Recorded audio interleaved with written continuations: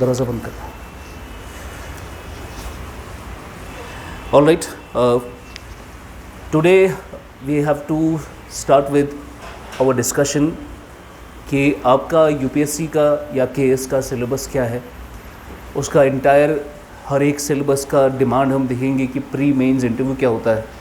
But before I begin that and before I understand कि आपको किस लेवल तक चीज़ें पता है ताकि मैं अपने लेक्चर का स्टैंडर्ड मेंटेन कर सकूं, tell me how many of you have already started preparing? कब से? 2-3 महीने। यू नो द सिलेबस अच्छे से? मेंस में कितने पेपर होते हैं?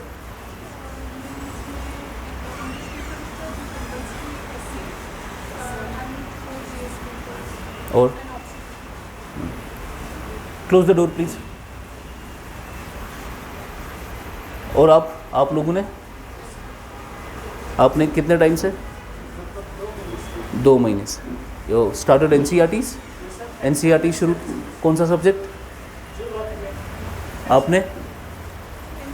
कौन सा?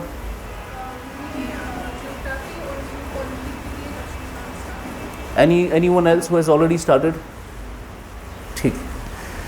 देखिए, सबसे पहले बेसिकली मैं बेसिक से ही जाऊंगा। मैं ज़ीरो से आपको बताऊंगा कि ये एग्ज़ाम क्या है। पहले मैं एग्ज़ाम को इंट्रोड्यूस कराऊंगा, उसके बाद मैं सिलेबस पर आऊँगा। पहले आपको इस यूपीएससी में अप्रोच की ज़रूरत होती है कि मैं अगर इसमें जाना चाहता हूँ तो क्या पोटेंशियल चीज़ें हैं जो मैं कर सकता हूँ। Because now is the time जहाँ पर this is going to be a life changing decision for you, for those जिन्होंने अभी पूरा डिसाइड नहीं किया मुझे घुसना है इसमें या नहीं घुसना है। सो ये चीज़ ऐसी है सिविल सर्विसेज जहाँ पर एक बार आप इसमें आ जाते हो आप, और अगर आप एक सीरियस स्टूडेंट बनकर इसमें पढ़ोगे, there is no going back. आप वापस नहीं जा सकते फिर, बिकॉज ये चीज़ आपको पोजेस कर लेता है या आपको रोक लेता है कि आपको यहीं पर रखेगा ये। प्लीज़ करो। If you are a serious student और आपने 1-1.5 साल अच्छे से पढ़ाई की, आपको सिविल सर्विसेज वाला जो ये सेक्टर है या माहौल है ये नहीं छोड़ेगा आपको। You will be there only. हाँ, ऐसे कुछ बच्चे that are not that serious, वो 5-6 महीने में उकता जाते हैं। 5-6 महीने में लगता है कि मुझसे नहीं हो रहा, या मुझे कनेक्ट फील नहीं हो रहा है, मुझे समझ नहीं आ रहा मैं क्या कर रहा हूँ, तो ऐसे लोग निकल जाते हैं। मगर जो सीरियस कैंडिडेट्स होते हैं वो कभी नहीं निकलते उसमें। चाहे वो आईएएस का एग्ज़ाम दे, चाहे वो कश्मीर का एग्ज़ाम दे, चाहे वो एसएसबी दे, चाहे एसएससी दे, चाहे यूपीएससी के बाकी एग्ज़ाम्स दे, सीएपीएफ दे, ईपीएफओ दे, मगर वो रहते हैं उसमें, वो छोड़ते नहीं। अब इसमें प्राइमरीली मैं आपको बता रहा हूँ, if you become, because at least as of yet all of you are freshers and you want to start this preparation, at least आपकी उम्मीद और आपका इंटेंशन ये होगा, आई बिलीव, कि आपको सीरियसली पढ़ाई करनी है। फिर कल को पता चलेगा कौन सीरियसली पढ़ाई करता है कौन नहीं करता। फिलहाल तो इंटेंशन यही है आपका। तो प्राइमरीली आपका मकसद अब ये है कि मैं घुस रहा हूँ इसमें and there is no option of me going back. There are 2 things. या तो आप अपने एकेडमिक्स में बहुत अच्छे हो, आपने ग्रेजुएशन पीजी में बहुत अच्छा काम किया है, you have been a topper in your class, in your district, in 12th class, in 10th class, and you are a topper at the college level as well. तब जाके आपको लगता है कि भाई मेरा अपना सब्जेक्ट काफ़ी स्ट्रांग है। उसके बाद सिविल सर्विसेज में आना, इट इज़ नॉट जस्ट। आप अपने सब्जेक्ट के साथ इनजस्टिस कर रहे हो। फिर if you are good in physics, if you are good in psychology, if you are good in philosophy, if you are good in sociology, just pursue that. अब उसी में आगे जाओ, जेएनयू जाओ, आगे जाके हार्वर्ड चले जाओ, ऑक्सफोर्ड जाओ, आप जा सकते हो। And there is a hell lot of scope there if you are very good, tremendously good in your own subject.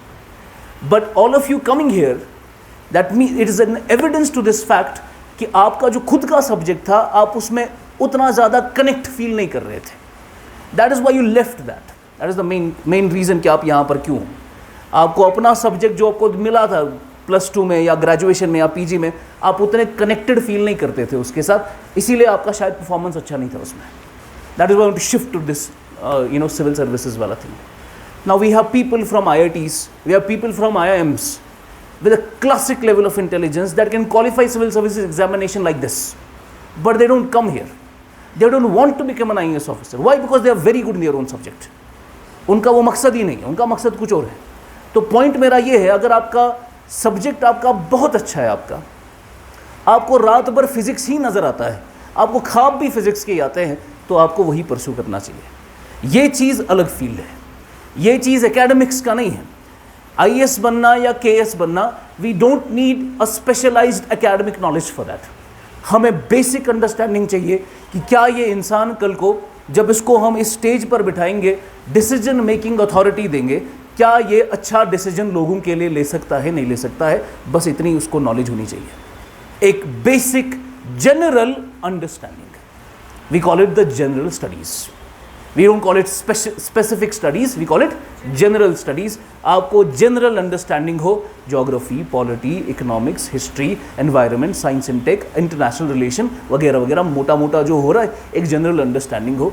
आप एक अवेयर्ड सिटीजन रहे, अवेयर्ड सिटीजन जिसको हर चीज़ पता है। इसीलिए कहा जाता है IAS officers are jack of all trades, यानी वो कहीं पर भी, वो हेल्थ का भी डिपार्टमेंट हेड करेगा, फिर एग्रीकल्चर में भी डिपार्टमेंट हेड करेगा, फिर एजुकेशन का डिपार्टमेंट भी हेड करेगा, फिर पीएससी का चेयरमैन बनेगा, और फिर जाके रिटायर होने के बाद किसी कमेटी का हेड भी बनेगा डिजिटल पेमेंट्स के ऊपर। ये बंदा है जो हर जगह पर काम कर रहा है, इसका डाइवर्स वास्ट नॉलेज है, रेंज ऑफ डेप्थ, ज़बरदस्त नॉलेज, उधर इधर इधर की सबकी। तो बेसिकली ये है मकसद इसका। आपको एक सिविल सर्वेंट बनाने का मकसद नहीं है आपको हिस्ट्री में हम पीएचडी कराएं। भाई हिस्ट्री में उतना पढ़ना है जितना आम इंसान को पता होनी चाहिए कि मेरा अतीत कैसा है, मेरा हिस्ट्री कैसा है, हिंदुस्तान की हिस्ट्री कैसी रही। अब हिस्ट्री का कॉन्सेप्ट क्या है? हिस्ट्री कहा जाता है it's a dialogue between past and the present so that we decide on the future. अब you have to make the decisions for Kashmir, you have to make the decisions for India, future decisions for India. To make that future decision, you should know your past. आपका गलती क्या हुआ है पहले।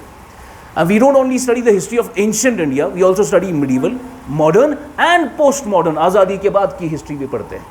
अभी तक क्या किया है आपने, वो सब पढ़ना है ताकि आप एक अच्छा डिसीजन ले सको कल को। आपको पता हो कि आपके पास पोटेंशियल क्या रिसोर्सेज है कश्मीर के अंदर, जिनको हार्नेस करके आप अपनी इकोनॉमी ग्रो करा सकते हो।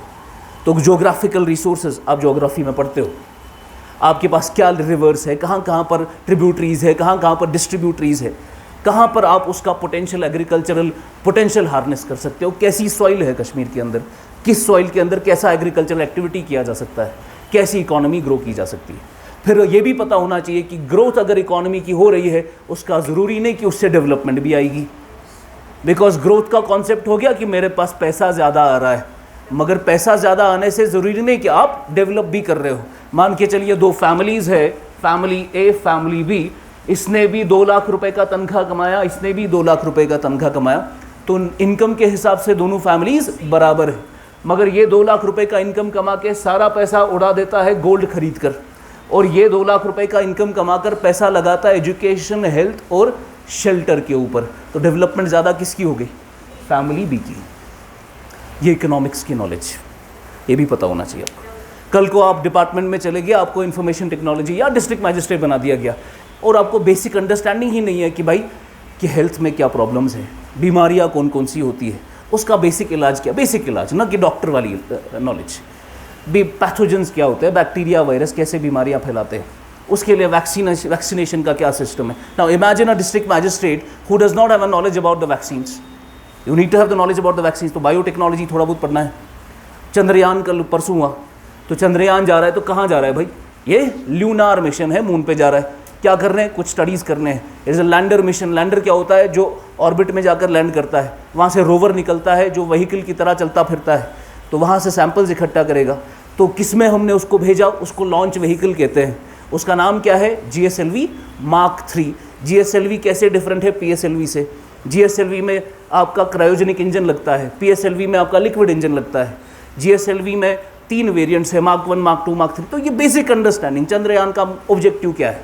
बिल्कुल एक आम इंसान को जो नॉलेज होनी चाहिए। एक आम इंसान, आपकी फैमिली में भी ऐसा कोई होगा जो सुबह सवेरे उठकर अखबार पढ़ता है, उसको हर एक चीज़ की नॉलेज होती है। जैसे हमारे फादर या मेरे ग्रैंडफादर थे, वो सुबह उठ के न्यूज़ सुनता था, अफ़गानिस्तान में क्या हो रहा है, अमेरिका में क्या हो रहा है। हम, मेरी माँ उसको बोलती थी क्या सुनते रहते हो आप, हमें क्या करना है, हमें ऐसगो सासुन बातत्या सुन, हमें उतना पता है हमें क्या करना है अफ़गानिस्तान में क्या। But my grandfather was very interested कि अफ़गानिस्तान में या बाकी की कंट्रीज़ में क्या चल रहा है। तो this is, you have to become an awared citizen, जो इसको पता हो चीज़ों के बारे में, ताकि वो जब बात करे उसमें सब्सटेंस हो। Now I'm telling you, if you're a serious aspirant of civil services, this is going to be the best decision of your life, because आपकी पर्सनैलिटी बदल जाती है इसके बाद। आपको इतनी चीज़ें पता पड़ पाती है, जहाँ पर आपको पता है कि पॉलिटी में, कॉन्स्टिट्यूशन में क्या लिखा है, आपको अपने राइट्स के बारे में पता चलेगा, आपको अपने ड्यूटीज़ के बारे में पता चलेगा, आपको ये पता चलेगा कि यूनिफॉर्म सिविल कोड जो आने वाला है उससे आपकी ज़िंदगी पर कैसे फ़र्क पड़ने वाला है। Uniform civil code is a DPSP under article 44 of the constitution, जहाँ पर कॉन्स्टिट्यूशन में लिखा है कि यूनिफॉर्म सिविल कोड लेकर आना है, लिखा हुआ है कॉन्स्टिट्यूशन में। अब आएगा जब, तो आपका खुद का मुस्लिम पर्सनल लॉ कैसे चेंज होगा? ये बेसिक है आपका। ट्रिपल तलाक में, पॉलीगमी में कल को लॉ बना सकते हैं कि अब एक इंसान एक से ज़्यादा शादी नहीं कर सकता। तो how would you settle that? तो this is the knowledge that you need to have. हिजाब पर सुबैन हो गया, आपका स्टांस क्या है इस पर? तो कॉन्स्टिट्यूशन में आपके राइट्स क्या है, स्टैट्यूट में आपके राइट्स क्या है, पता होना चाहिए। कम से कम इतना तो पता होना चाहिए आपको, ताकि आप एक अच्छा डिसीजन ले सकें। अब न सिर्फ कि ये आपकी ज़िंदगी के लिए बेहतर है ये काम, बल्कि ये एक सिर्फ आपके लिए नहीं, आपकी ये रिस्पॉन्सिबिलिटी है, इस तरीके से लेकर चलना है। मैं आपको बता रहा हूँ, हमारा ग्राफ इतना तेज़ी से गिर रहा है। If we don't take steps right now, within 10-20 years आपको कश्मीर के किसी डिपार्टमेंट में कोई कश्मीर का इंसान नहीं दिखेगा। एंड देन डोंट कर्स कि हमारे साथ ये क्या हो गया। ये हमारे साथ हुआ नहीं, ये हमने खुद किया। Because we did not have that capacity कि हम 20 साल का सोचे कि क्या होने वाला है। ऐसे ग्राफ गिर रहा है हमारा, बिकॉज आपका गवर्नमेंट डिपार्टमेंट्स के साथ ना रिलेशन नहीं है, सो यू डोंट नो कि वहाँ क्या चल रहा है अभी। So unless you don't take it as a responsibility कि हम नहीं जाएंगे तो कोई और चला जाएगा उधर, और फिर पता चलेगा हमें कि हमारे साथ कैसे मामलात होंगे। तो this is not only a job, this is a responsibility कि आपको करना है, वरना कोई और करके घुस जाएगा उधर। तो ये भी है कि अगर आपको अल्लाह ताला ने सलाहियत दी है कि आप पढ़ लिख सकते हो अच्छे से, आप समझ पाते हो, अल्लाह ने कैपेबिलिटी दी है पढ़ने वाली, वरना IAS में आप आते नहीं अगर आपको कम से कम इतना भरोसा नहीं होता कि मुझ में है कोई सलाहियत है। कोई इंसान होता है जिसको पता है मैं निकम्मा हूँ, मुझसे पढ़ाई नहीं होती, मैं कोई मजदूरी अच्छी कर सकता हूँ, बेहतर जाए कि वो मजदूरी करे, वो यहाँ नहीं आएगा, बिकॉज ही इज़ क्लियर कि मेरे पास ये काबिलियत नहीं है। आपका यहाँ आना, घर से निकलना, धूप में इधर बैठना, इसका मतलब है you have somewhere know about कि कर सकता हूँ मैं, शायद कर सकता हूँ। तो थोड़ी बहुत कैपेबिलिटी है।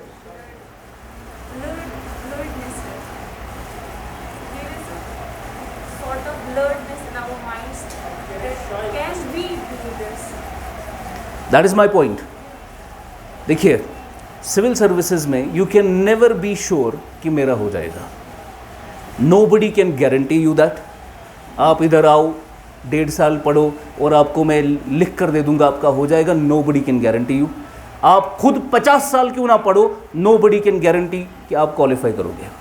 ये अल्लाह ताला की हिकमत है, उसको किससे कहाँ पर काम लेना है। मैंने बहुत सारे ऐसे ऑफिसर्स देखे जिनका कोई नॉलेज बैंक नहीं है, अल्लाह ताला के फजल से वो क्वालिफाई हुआ, उनका मुझे पता नहीं कैसे हुआ। They have been candidates rank 2, rank 3 जो आए, जिन्होंने मुझे पर्सनली कहा कि मैंने ज़िंदगी भर आज तक अखबार नहीं पढ़ा है और मैंने 8 महीने की प्रिपरेशन से केस क्वालिफाई किया। एंड देयर आर स्टूडेंट्स जो 4-4 साल से इंटरव्यू दे रहे हैं, 4-4 बार इंटरव्यू दे रहे हैं। अल्लाह को नहीं उसको चलाना उधर, उसकी अपनी हिकमत है। तो you have to surrender to the will of the Almighty. जहाँ पर मेरी नज़र में मैं ये करना चाहता हूँ, बाकी आप जो बोले वो मेरे लिए ठीक है। You should not resist the will of God. You can not resist in the first place. उसको आपसे कहीं और काम ले जाओ। मे बी ऐसा हो जाता कि इसको क्वालिफाई हो जाए और इसमें एरोगेंस आ जाए और उसको कल को वो जहन्नम के नीचे डाल दे। फिर तो वो उसको पता है आपके लिए क्या बेहतर है। ऐसे there is a verse in the Quran where God says कि करीब है ये चीज़ कि जो आपके लिए आपको बेहतर लगती है कि वो आपके लिए बेहतर ना हो, और जो आपको लगता है कि ये मेरे लिए बेहतर नहीं है, उसी में अल्लाह ताला अच्छाई का फैसला करे।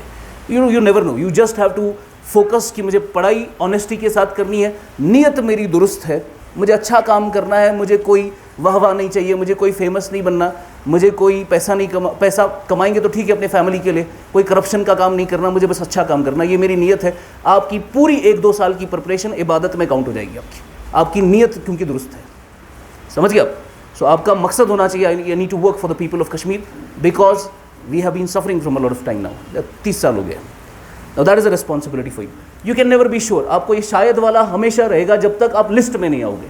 द मोमेंट आप लिस्ट में आ जाते हो, फिर आप बोलते हो कि मुझे तो पता था कि मैं इसी के लिए बना हूँ और मुझे पता था मैं क्वालिफाई करूँगा। ये होता है, एटीट्यूड में बदलाव आता है। द मोमेंट आप लबासना जाते हो या उधर इम्पा जाते हो ट्रेनिंग करने, आपको जब ट्रेनिंग में वहाँ सर वाह वाह करते हैं और सर बुलाते हैं और आपके सामने 20-25 डिशेस होती है, उसके बाद आपको लगता है नहीं भाई मुझे में तो पहले से काबिलियत थी।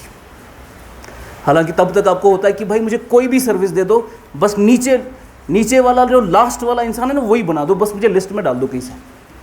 फिर जब आप चले जाते हो फिर आप बोलते हो कि मैंने तो कभी कोचिंग नहीं की, मैंने तो 6 महीने से पढ़कर क्वालिफाई किए, तो हो जाता है, ये होता है। पर there are people there are very solid. There are Ehtisham है लास्ट बैच का लड़का, कमाल का इंसान, अल्लाह ताला उसको और ज़्यादा बरकत दे। मैंने उससे ज़्यादा अच्छा इंसान नहीं देखा, and he will be a brilliant officer because is a good human being. ठीक है, तो वो बहुत अच्छा काम करेगा कल को भी।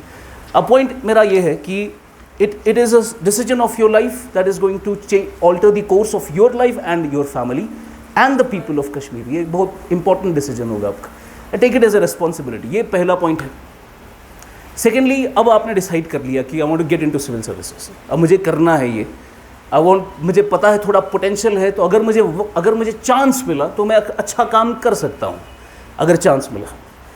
अब वो है कि एक बेहतर chance किसको मिलता है? बेहतर चांस उसको मिलता है जो बेहतर प्रिपरेशन और स्ट्रेटजी के साथ वहाँ पहुँचता है। आपके पास तैयारी तगड़ी होनी चाहिए और दिमाग सही होना चाहिए, सही जगह पे प्लेस्ड होना चाहिए। There is going to be time when you will be lost in this preparation. आपको 5-6 महीने के बाद समझ नहीं आएगा कि मैं क्या कर रहा हूँ, बिकॉज इधर से एक चीज़ आप पढ़ रहे हो, तो यू विल बी लॉस्ट कि भाई पकड़ना क्या है, हकीकत में करना क्या है। मेरा एक्सपीरियंस ये बोलता है कि वो आपको समझ आता है प्रिपरेशन के दूसरे साल कि करना क्या है। असल में प्रिपरेशन के पहले साल आपको बस ओपन माइंड रखना है, एंड यू जस्ट आपको एक ही कॉन्सेप्ट होना चाहिए कि मुझे ये कॉन्सेप्ट, ये सब्जेक्ट अच्छे से समझना है, मुझे समझना है। तो हर एक सब्जेक्ट अच्छे से समझेंगे, इंटरनलाइज करेंगे, जज्ब करेंगे स्पॉन्ज की तरह। In the second year of a preparation, जब आपने basic NCERTs, basic standard books पढ़ ली होंगी, देन यू विल अंडरस्टैंड कि this is the thing that you do. Second year में होता है। आप मे बी मेरी अभी बातों को अच्छे से कॉम्प्रहेंड या अच्छे से उसको वैल्यू ना कर पाओ, पर you will value it in the second year of your preparation कि मैं क्या बोल रहा था उस वक्त। तो धीरे धीरे जब आप ग्रो करते हो इस पूरी प्रिपरेशन में, 1 साल आप पढ़ रहे हो, देन यू रियलाइज कि अच्छा this is what we do. शुरू में अगर मैं आपको अभी बताऊं कि IAS का एग्ज़ाम कोई किताब, कोई टीचर आपको क्वालिफाई नहीं करा के दे सकता। आपका अगर प्रीलिम्स क्वालिफाई करना है, the only thing that can qualify that is mock tests, लगभग 10,000 से ज़्यादा। मैं आपको बोलूँगा 10,000 से ज़्यादा क्वेश्चंस आप सॉल्व करो और प्रीलिम्स क्वालिफाई कर लोगे। मजाल है कि आप ये करोगे, क्यों? आपको वही NCERT, वही स्टैंडर्ड बुक पहले पढ़नी है। जब आप उस लेवल तक पहुँचोगे कि आप फिर ये कर पाओ, और इसी से आपको पता चलेगा अल्टीमेटली यही क्वालिफाई कराता है। ठीक है, सो NCERT है कि वो एक इमारत की बेस बनाएगा, सब्जेक्ट की बेस बनाएगा कि सब्जेक्ट के मेजर कंपोनेंट्स क्या है, फिर उस सब्जेक्ट को एक लेवल 3 वाला क्वेश्चन, उस सब्जेक्ट से लेवल 3 वाला क्वेश्चन सॉल्व कैसे करना है, एग्ज़ाम वाला क्वेश्चन सॉल्व कैसे करना है, वो आपको मॉक्स सिखाते हैं। जब तक कि आप वो मॉक्स दोगे नहीं, आप 60-70 टेस्ट फुल लेंथ वाले दोगे नहीं, तब तक you will not be able to do that. Now this is the idea कि एक चीज़ दिमाग में रखना है, it's not going to happen in 1 year. I am being dead honest with you, it's not going to happen in 1 year if you are aiming for civil services UPSC। अगर KS वेस देना है अगले साल आप दे सकते हो। 1 साल की preparation is enough for KS examination. उतना तूफान नहीं आता, KS बहुत आसान पेपर होता है, प्री भी, मेंस भी और इंटरव्यू भी। मेजर अगर IAS है, IAS का एग्ज़ाम ऐसा नहीं है कि 1 साल में कोई इंसान पढ़कर क्वालिफाई कर ले, सवाल ही पैदा नहीं होता है। अगर कोई बोल रहा है वो झूठ बोल रहा है। It's not going to happen in 1 year. अब पहले अटेम्प्ट में क्वालिफाई कर सकते हो, पहले साल क्वालिफाई नहीं कर सकते आप, पहले अटेम्प्ट में कर सकते हो। पहले अटेम्प्ट के लिए आपको 2-3 साल पढ़कर पहला अटेम्प्ट देना है। टीना दाबी qualified in the first attempt with first rank, but she had studied it in her entire life, तब जाके पहले अटेम्प्ट में पहले साल क्वालिफाई किया।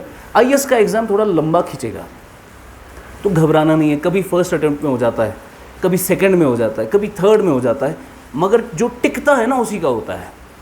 इसमें आपको अगर डिमोटिवेशन हो जाता है काफ़ी कि भाई मुझे इमीडिएटली रिजल्ट क्यों नहीं मिल रहा, मैंने इतना मेहनत किया, मेरे साथ ये क्यों हो रहा है, ये हो जाएगा कभी ना कभी। सो वो लोग इंसान ज़्यादा टिक नहीं पाते, बिकॉज उनकी पर्सनैलिटी में इनहेरेंट वीकनेस है कि वो जल्दी रिजल्ट चाहते हैं अपनी चीज़ का। और there is another verse when God says कि इंसान जो है बहुत जल्दबाज है। तो थोड़ा लंबा सोचना है और टिक के रहना है, 1 साल 2 साल जितना वक्त लगेगा। ये है कि भाई आज मैं शुरू कर रहा हूँ, मुझे जितना वक्त लगे मैं दूंगा और जितने अटेम्प्ट्स होंगे मैं दूंगा। मैं कोशिश करूँगा पहले में हो जाए, but I am open to it, Allah की जहाँ मर्जी वहाँ मर्जी, मगर पहला अटेम्प्ट मेरी ज़िंदगी का सबसे बेहतरीन अटेम्प्ट, सबसे बेस्ट अटेम्प्ट होगा। फिर ऐसा चीज़ होता है, आपने जब 1-2 साल अच्छे से पढ़ाई की होती है, फिर आप ज़्यादा पढ़ना नहीं पड़ता आपको। आपने जैसे प्री क्वालिफाई किया, उसके बाद आप मेंस लिखा आपने, अब आपको पता है मेंस में क्या करना है। मेंस क्वालिफाई करके आप इंटरव्यू तक गए। वही इंसान अगले साल फिर से प्री क्वालिफाई करता है, फिर से मेंस क्वालिफाई करता है। वही इंसान तीसरे साल भी प्री क्वालिफाई करता है, मेंस क्वालिफाई करता है और इंटरव्यू तक पहुंचता है। आपको पता होता है फिर करना क्या है। एग्ज़ाम आपको हाथ में आ गया होता है। उसके बाद फिर यह है कि वो फाइनल धक्का किसको मिलेगा वो आपके हाथ में नहीं है। अभी कल ही हमारे JKPSC के चेयरमैन इधर आए थे, आप थे इधर कोई? उन्होंने क्या बोला, खुद बोला उन्होंने कि लक फैक्टर इसमें थोड़ा होता है। अच्छा, इंटरव्यू में 250 मार्क्स है। अब 250 मार्क्स में टॉप वालों को जैसे 185 आते हैं, 85 तक आते हैं, किसी को 140 185 आते हैं। अब ये 30 मार्क्स का डिफरेंस है, ये क्वालिफाई करने और ना करने का डिफरेंस है, ये 30 मार्क्स का। अब उसको एक्स्ट्रा 30 मार्क्स कैसे आए? Because nobody knows everything in the universe. ऐसा नहीं कि कोई इंसान आएगा उसको आप जो सवाल पूछोगे दुनिया में उसको सब पता होगा, ऐसा बिल्कुल नहीं है। आप ये यूट्यूब पे इंटरव्यू देखते हो किसी के, वो ऐसा लाइक एडिटिंग में बनाया जाता है उस तरीके से। इट्स नॉट एंटायरली कि सबको सब कुछ ही पता होता है, ऐसा नहीं। ऐसा हो सकता है कि उस वक्त जो पैनलिस्ट्स के दिमाग में ऊपर वाले ने डाला, उस बंदे को वो चीज़ें पता थी। अगर कुछ और डाल देता तो उसको वो नहीं पता होती। ये आपके हाथ में नहीं है। This luck factor is there. आपका है कि मुझे इंटरव्यू तक पहुंचना है, बाद में देखें वो क्या करें, वो जो करेगा मैं उसमें सेटल हूँ। नाउ ये था बेसिक इंट्रोडक्शन कि why civil services is important. और इसमें ध्यान रहे, इस गलतफहमी में नहीं रहना। आप इधर जुलाई के महीने में आए हो, अगले साल जुलाई तक आप तैयार हो जाओगे या अगले साल का IAS का प्रीलिम्स आप दे दोगे। It's not going to happen. अगले साल का आप नहीं दे सकते IAS का प्रीलिम्स, KS का दे सकते हैं आप। IAS का आपको 2025 का एग्ज़ाम टारगेट करना है, ठीक है। This is your short strategy. 2025 is going to be your first attempt. Because majorly आपको कब पता चलेगा कि मुझे प्रीलिम्स का एग्ज़ाम कब देना है? आपको तब पता चलेगा कि प्रीलिम्स का एग्ज़ाम कब देना है जब आपने प्रीलिम्स से 3 महीने पहले मेंस के सारे टॉपिक्स, ऑप्शनल के सारे टॉपिक्स और इन दोनों पर टेस्ट सीरीज कम से कम एक बार लिखी होगी। जिस साल आपने ये किया होगा प्री से 3 महीने पहले, उस साल आपका पहला अटेम्प्ट होने वाला है।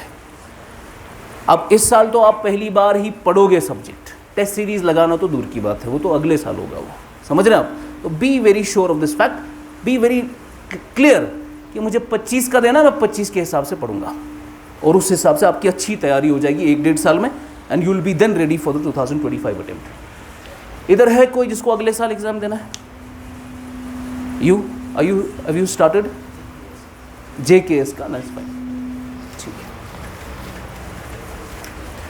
चलिए, अब मैं थोड़ा बहुत सिलेबस आपके साथ डिस्कस करना चाहता हूँ। देखिए, आपको अब जिस भी चीज़ को तोड़ना होता है, डिफीट करना होता है, there is Chinese proverb, if you want to win over your enemy, you first have to know your enemy. उसको अच्छे से जानो, उसकी स्ट्रेंथ्स देखो, उसकी वीकनेसेस देखो, फिर जाके आपको पता चलेगा मैं कहाँ पर इसको पकड़ सकता हूँ। ऐसे ही आपका टारगेट है UPSC, और UPSC को आप तब तक डिफीट नहीं कर सकते या तब तक तोड़ नहीं सकते जब तक आपने इसको अच्छे से समझा नहीं कि ये चाहता क्या है आपसे। उसके लिए हमें क्या पढ़ना है? इसका सिलेबस। वो खुद कहता है कि मुझे क्या चाहिए। उसने प्रीलिम्स से लेकर इंटरव्यू तक सब कुछ डिफाइन करके दिया है कि ये इंसान चाहिए मुझे, and you should very well be aware of that situation. और आपको मैं बता रहा हूँ, दिस लेक्चर आज का जो मैं दूंगा आपको, this is the most important lecture in your entire coaching of 1.5 years। Most important lecture आज का लेक्चर आपका, बिकॉज ये आपका सिलेबस डिफाइन करेगा। जब तक आपको सिलेबस याद नहीं होगा तब तक कोई भी किताब पढ़ने का फायदा ही नहीं है। आपको बार बार सवाल होता है कि सर ये इतनी किताब है, ये याद कैसे रहेगी, मुझे कहाँ पता है कि मुझे क्या याद रखना है क्या नहीं याद रखना है। लगभग 1000 पेजेस का तो सिर्फ इतना ही है। आपको सिलेबस बताता है कि आपको क्या याद रखना है। आप रोज़ाना अखबार पढ़ते हो, the Hindu, Indian express, GK पढ़ लिया। अब अखबार पढ़ने में कम से कम शुरुआत के बच्चे को 3 घंटे मिनिमम लगते हैं जब वो शुरू करता है। और उसको 3 घंटे क्यों लगते हैं? बिकॉज वो उठाएगा, वो एक एक लाइन पढ़ेगा, इसे फिर अंडरलाइन करेगा, फिर हाईलाइट करेगा, पढ़ रहा है 3 घंटे में उसका अखबार ख़त्म होता है। लेकिन जो तगड़ा एक्सपीरियंस प्लेयर होता है वो 60-70 मिनट में अखबार ख़त्म करेगा। क्यों? उसको पता है मुझे पढ़ना क्या है और मुझे छोड़ना क्या है। वो कैसे पता चला उसको सिलेबस दिमाग में छपा हुआ है। जैसे ही वो अर्बनाइजेशन की न्यूज़ देखता है, बोला अर्बनाइजेशन GS2 में लिखा है। जैसे ही वो सोशलाइजेशन की, ग्लोबलाइजेशन की न्यूज़ देखता है, बोला ग्लोबलाइजेशन GS2 का टॉपिक है। जैसे ही वो लैंड रिफॉर्म की हेडिंग देखेगा, बोला लैंड रिफॉर्म GS3 का टॉपिक है। जैसे ही वो देखेगा IT का टॉपिक, बोला IT इन गवर्नेंस GS2 का टॉपिक है। तो उसको छपा हुआ है सारा सिलेबस दिमाग, उसको पता है कि ये न्यूज़ आई है, ये कहाँ पर लिखी है। तो पहला काम है सिलेबस को अच्छे तरीके से देखना प्री मेंस और इंटरव्यू का। नाउ सी, हम प्रीलिम्स के हिसाब से शुरू करेंगे पहले।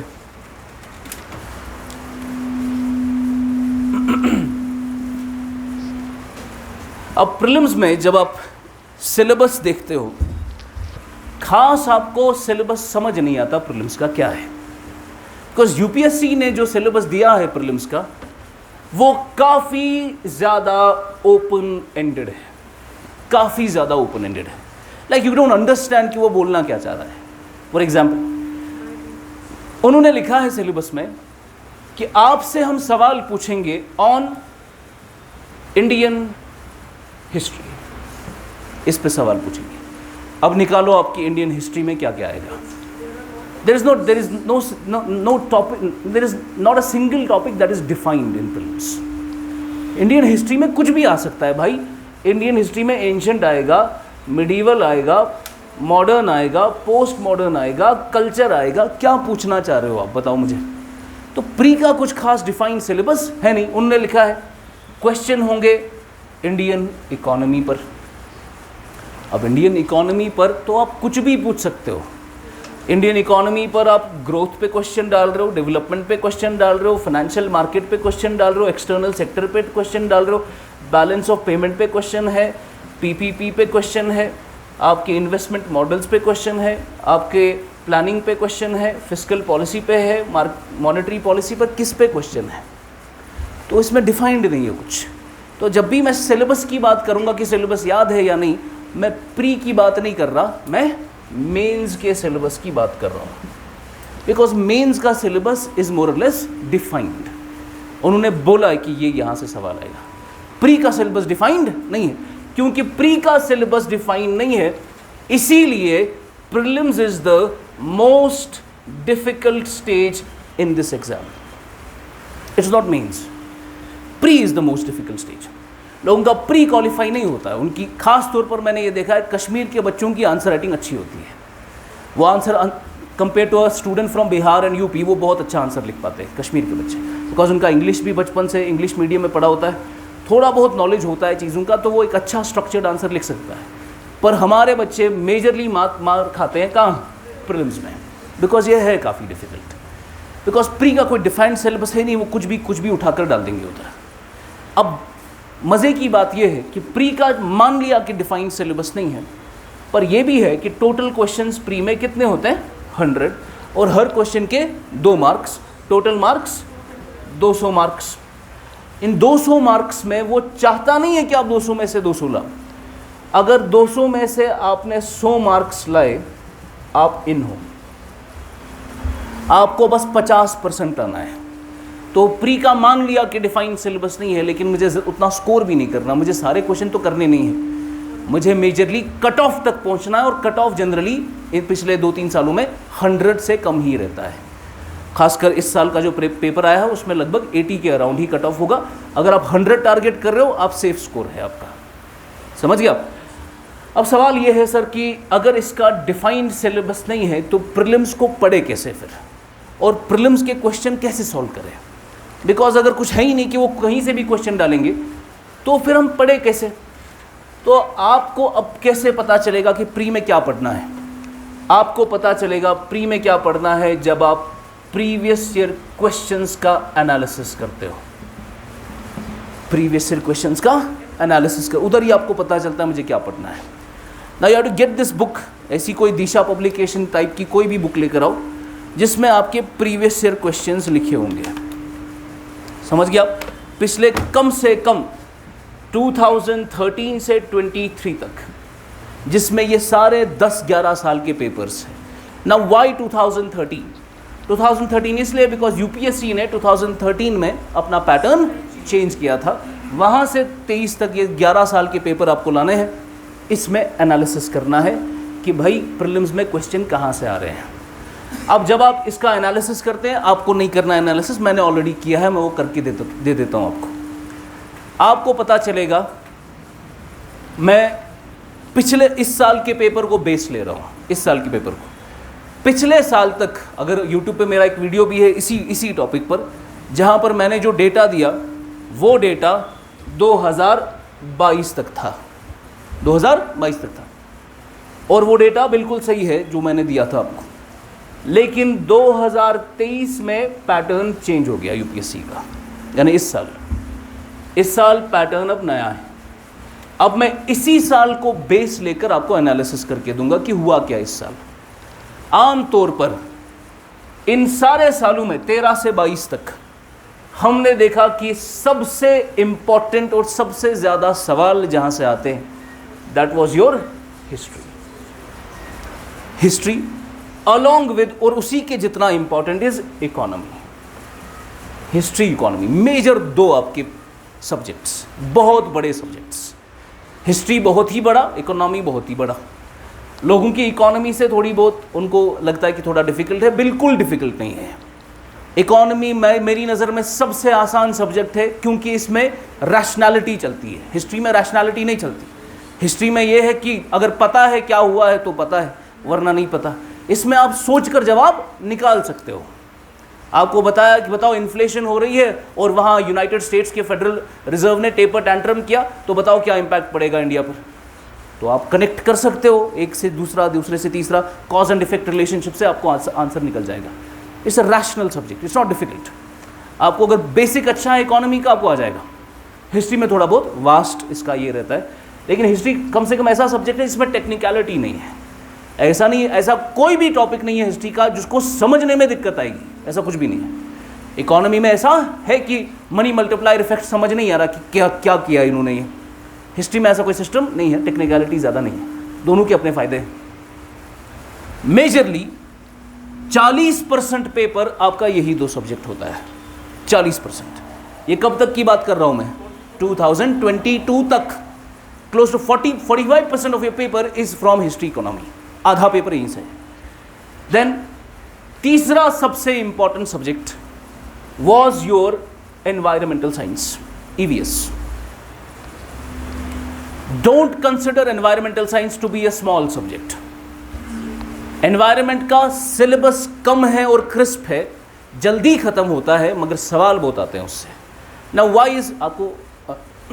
Why is environment important for prelims examination? Because जो यूपीएससी सिविल सर्विसेज एग्जामिनेशन और यूपीएससी फॉरेस्ट सर्विसेज का प्रीलिम्स होता है, वो एक ही प्रीलिम्स होता है, उनका एक ही प्रीलिम्स होता है। अब प्रीलिम्स एक ही है तो आईएएस के बच्चे और फॉरेस्ट के बच्चे एक ही प्रीलिम्स देते हैं। जब प्री क्वालिफाई होता है फिर सीएससी वाले अलग मेंस लिखते हैं और फॉरेस्ट वाले अलग मेंस लिखते हैं। अब क्योंकि फॉरेस्ट वाले और सिविल सर्विसेज वालों का एक ही प्रीलिम्स होता है, इसीलिए फॉरेस्ट और एनवायरनमेंट की वेटेज प्रीलिम्स के अंदर काफ़ी ज़्यादा है। समझ रहे आप? तो एनवायरमेंटल साइंस में it is as important, close to your 18 to 20% of your paper is EVS।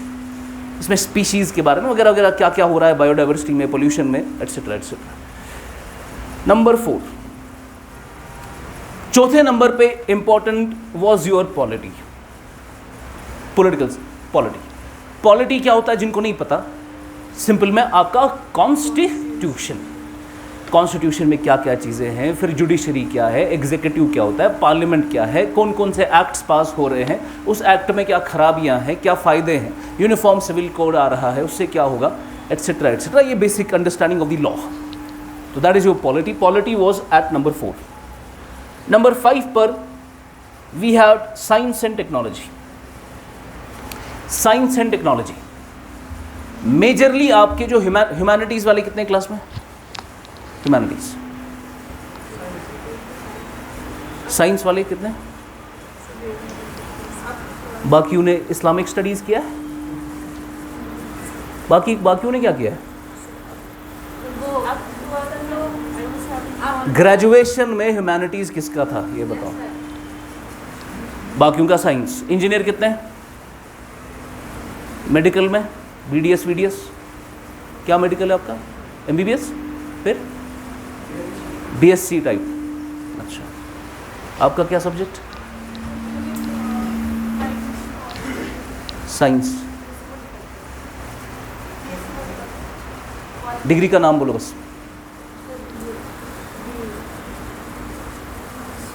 Arts, जोर से जोर से। LL branch electrical.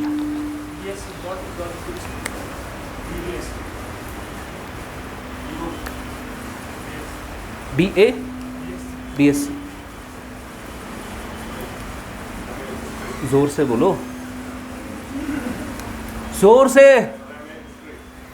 What, history. Come here come here come here. आपका बैठो ना इधर, आ जाओ इधर।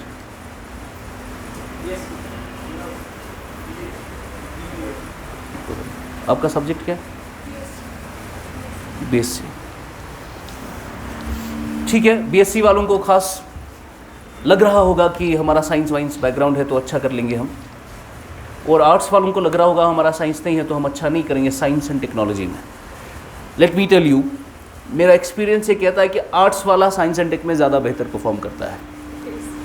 BSc वालों को आइडिया ही नहीं होता कि हम साइंस में क्या कर रहे हैं, बिकॉज ये वो साइंस नहीं है जो हमने ग्रेजुएशन में पढ़ा है।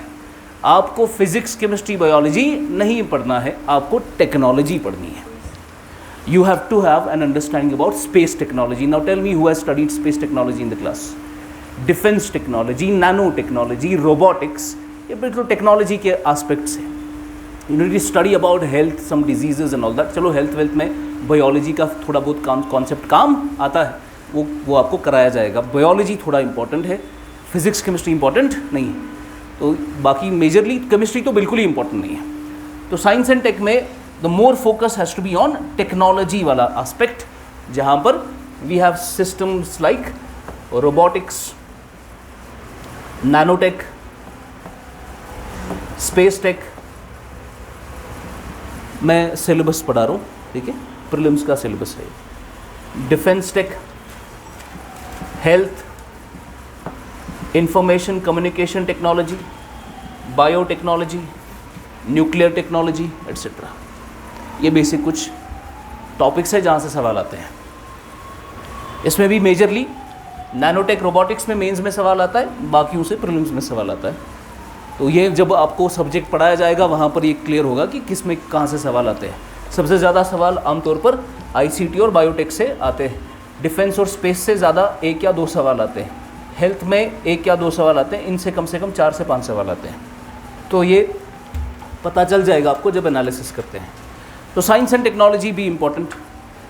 आखिर पर जो आपका इम्पोर्टेंट सब्जेक्ट हुआ करता था प्रीलिम्स में, दैट वाज योर ज्योग्राफी। सबसे लास्ट ज्योग्राफी में सिर्फ 5 क्वेश्चन होते थे ऑन एन एवरेज प्रीलिम्स में, ओनली 5।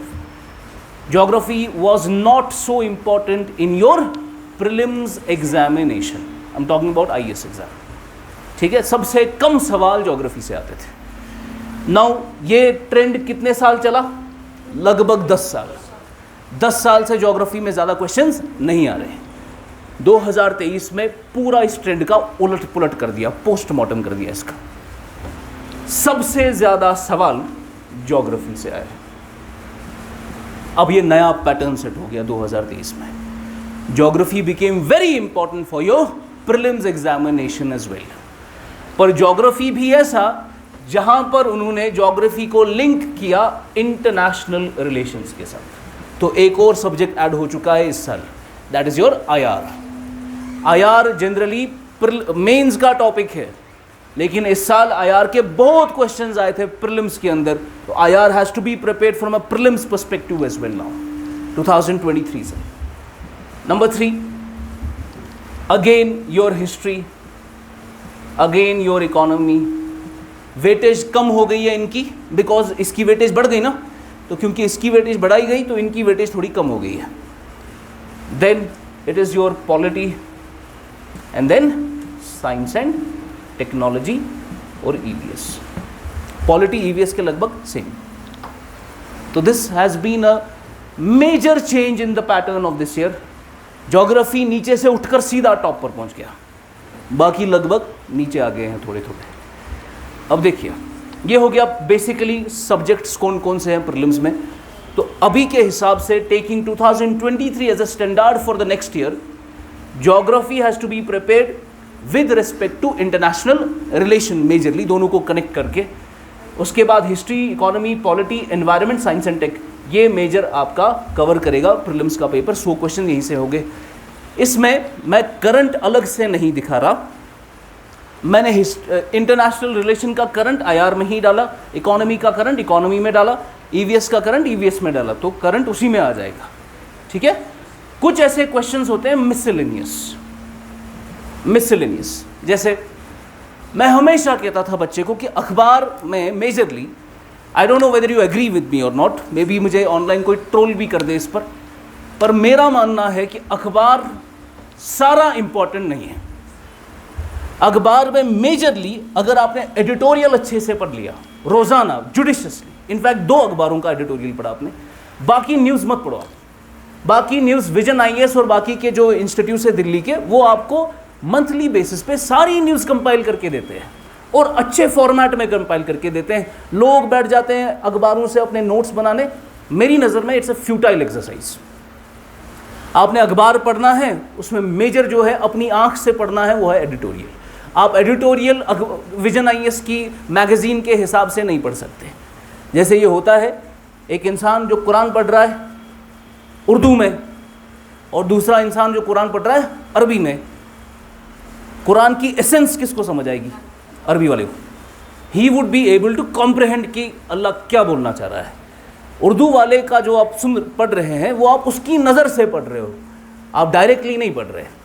तो जो लोग कहते हैं ना, जो उसकी लैंग्वेज से पोजेस हो जाते हैं, जैसे कहा जाता था, देयर इज अ सेइंग कि प्रॉफिट जब कुरान पढ़ते थे तो वो जो नॉन मुस्लिम्स थे वो कहते थे, वो उठाकर रुइयाँ भरते थे कान में कि इसकी आवाज़ मत सुनो, ये जादू करता है। हम भी सुबह से शाम तक कुरान पढ़ते रहते हैं, लेकिन हमें वो जादू वाली फीलिंग नहीं आती, बिकॉज हमें डायरेक्ट समझ नहीं आ रहा। वो आप किसी और की लैंग्वेज से, किसी और की समझ से, किसी और की आंख से पढ़ने की कोशिश कर रहे हो। You will not be able to ever comprehend the beauty of Quran unless you don't know Arabic. In the same way, you will not be able to comprehend the beauty of editorial page unless you don't study it yourself. एक editorial, एक top किस्म का expert on defence कैसे लिखता है आपको पता होना चाहिए। You will then be able to comprehend it. जो आपके मैगजीन्स बनाते हैं, like I know them personally, vision में या बाहर में, वो बच्चे होते हैं जो वो मैगजीन्स तैयार करते हैं, जिनका 1-2 बार अटेम्प्ट क्वालिफाई नहीं होता, उसके बाद से वो फिर कंटेंट राइटिंग का काम करते हैं। They are nothing compare to the expert that has written the editorial in Indian Express. तो वो आपको डायरेक्टली पढ़ना है, समझ गया आप। बाकी का न्यूज़ वगैरह मंथली मैगजीन से, करंट अफेयर से कवर हो जाता है। अब मैं हमेशा कहता था बच्चे को कि अखबार में एक सेक्शन होता है स्पोर्ट्स का section, don't study that, totally skip कर दो उसको, स्पोर्ट्स का सेक्शन, क्योंकि वहाँ से सवाल नहीं आते हैं। पिछले 2 सालों से स्पोर्ट्स में से क्वेश्चन डाल रहा है यूपीएससी। अब ये ऐसा टॉपिक है, अब स्पोर्ट्स में से क्वेश्चन आ रहा है, अब आप सारे बच्चे पागल हो जाएंगे, अब हर पहला ही चीज़ स्पोर्ट्स का सेक्शन खोलेंगे और बैठेंगे हर चीज़ पढ़ने स्पोर्ट्स का। Don't do that. एक क्वेश्चन 2 क्वेश्चन आता है, उसके लिए पागल होने की जरूरत नहीं है। It's a skippable question. खास तौर पर जो ज़्यादा इंपॉर्टेंट इशू होता है वो तो पढ़ना ही है, वो कभी एडिटोरियल में भी आ जाता है स्पोर्ट्स वाला। पर स्पोर्ट्स की अब इसने क्या बोला, विराट कोहली और गौतम गंभीर की झगड़ा हो गया, वो पढ़ने बैठोगे आप। We don't need that. 1-2 question के लिए परेशान होने की ज़रूरत नहीं है। आपको क्वेश्चन मेजरली 100 मार्क्स चाहिए, वो आपको मिल जाएंगे। तो इसमें मिसलेनियस में कभी स्पोर्ट्स का सेक्शन भी आ जाता है, जिसको सोच समझ के सिलेक्टिवली पढ़ना है। सिलेक्टिवली कोई पॉलिसी बदल गई, बीसीसीआई ने कोई चेंज कर लिया, तो वो चीज़ हमें पढ़नी है। आईपीएल का क्या इम्पैक्ट हो रहा है, क्या आईपीएल ज़्यादा डोमेस्टिक लेवल के कॉम्पिटिशन्स को ज़्यादा हाईलाइट करके क्या इंडिया अपनी इंटरनेशनल परफॉर्मेंस कॉम्प्रोमाइज़ कर रहा है? ऐसा कुछ क्वेश्चन बन सकता है जो बेसिक पॉलिसी बेस्ड क्वेश्चन होगा, जो इंटरव्यू में पूछा जाता है majorly. Now this is your pattern of subjects जो 2023 का है। तो इस तरीके से जस्ट रिमेंबर दी सब्जेक्ट्स की ये मुझे तैयार करने हैं प्री के लिए। हाँ बेटा, इस सिलेबस को कंपेयर करेंगे केएस फॉर एग्जाम्पल, जब हम एक साथ उत्तर करेंगे आईएएस केएस, मैंने सुना था ईवीएस, हम ईवीएस की बात करते हैं। केएस के लिए अगर आप आईएएस के लिए ईवीएस दोगे, अगर आप केएस के लिए दोगे तो केएस के लिए आप एक दिन कहा था कि अगर आप NCERT, geography, biology, last job पढ़ोगे, आपको केएस का जो ईवीएस है वो तो हो जाएगा। इस तरह का टॉपिक में आपने कहा था कि माइक्रो और मैक्रो, आईएएस के लिए तो दोनों पढ़ना है, लेकिन केएस के लिए सिर्फ माइक्रो आपने कहा था, मैक्रो का। हाँ माइक्रो वाली। हाँ तो मैं कह रहा हूँ अगर हम इससे ही बात है कि अगर हम सॉरी मतलब इकोनॉमिक्स में कितना ही पढ़ेंगे, केएस के लिए तो हो जाएगा, लेकिन आईएएस के लिए नहीं है। आप ये बोलने की मैं इसलिए कह रहा हूँ कि अगर मैं अगले साल आईएएस तो अगले साल नहीं देख सकता, जो कह दिया आपने जी, आईएएस को कम से कम 2 साल 3 साल के बाद दे सकता हूँ जी, लेकिन केएस को अगले साल दे सकता हूँ। बिल्कुल। इसके बाद तो हम अगर हम ईवीएस ज़्यादा आईएएस की लेवल तक नहीं पढ़ेंगे, तो केएस के लिए हम कितना पढ़ना कितना। शॉर्ट में आप बता रहे हैं कि अगर मुझे अगले साल केएस देना है तो मुझे ज़्यादा नहीं पढ़ना है। मेजरली ये ठीक बात बोल रहे हो आप, ठीक है, आप ये ठीक बात बोल रहे हो। आप जब केएस के क्वेश्चंस का एनालिसिस करोगे आपको पता चलेगा ज़्यादा डेप्थ में नहीं पूछ रहा है, तो मुझे ज़्यादा सतह की नॉलेज ज़्यादा इंपॉर्टेंट है, घुस के अंदर नहीं जाना जितना यूपीएससी जाता है। वो तो आपको सवाल देखकर ही पता चलेगा कि मुझे वही टॉपिक पढ़ना है जो यूपीएससी में भी हम पढ़ते हैं, वही शंकर के जो टेबल ऑफ कंटेंट में आपको आएगा। क्लाइमेट चेंज है, बायोडाइवर्सिटी है, बायोम्स है, आपके क्या क्या कॉप्स होते हैं, कॉन्फ्रेंस ऑफ पार्टीज़, क्या क्या हमने उसमें से निकाला है, कार्बन न्यूट्रलिटी क्या होता है, कार्बन ट्रेडिंग क्या है, क्योटो प्रोटोकॉल, वही सब पढ़ना है, मगर सतह पे पढ़ना है, डेप्थ में नहीं पढ़ना है। ये हो गया आपके लिए क्योंकि आपको देना है। मगर असल तरीका होता है कि आपको पढ़ाई करनी है आईएएस के लेवल की ही, उसमें केएस उसका सबसेट है, वो खुद ब खुद उसी में हो जाता है। मैं आपको मना कर रहा हूँ, कॉन्शियसली मना कर रहा हूँ कि केएस के लिए अलग से नहीं पढ़ना आप, बिकॉज आपकी बैंड बच जाएगी उससे। I tell you why, because आपका कंपटीशन उन बच्चों के साथ नहीं है जो केएस के लेवल की पढ़ाई करते हैं।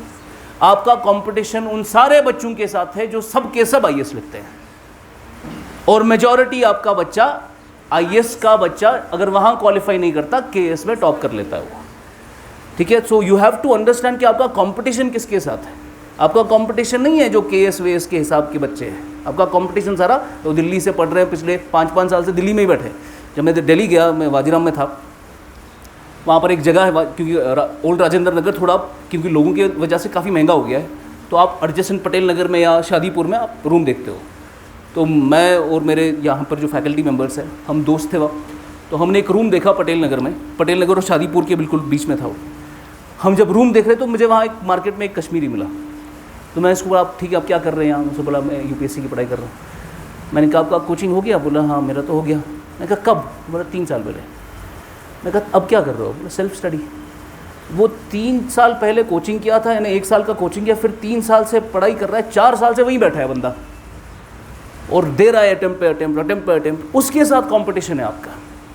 अब मत ये केस, आप कल को क्लास में आओगे आप देखोगे कि मैं अच्छा कर रहा हूँ इस लड़की से, ये नहीं है कंपटीशन आपका। आपका कंपटीशन दिल्ली वालों के साथ है, समझ रहे हैं आप। सो बी वेरी अटेंटिव कि किसके साथ आपका कंपटीशन है। तो ये केएस की लेवल तक नहीं रहना है, पढ़ना है तो आईएएस के लिए पढ़ना है तो केएस अपने आप होगा उसमें। और कुछ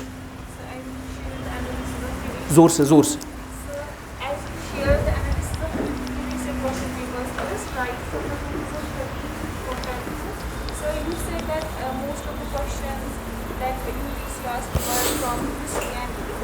या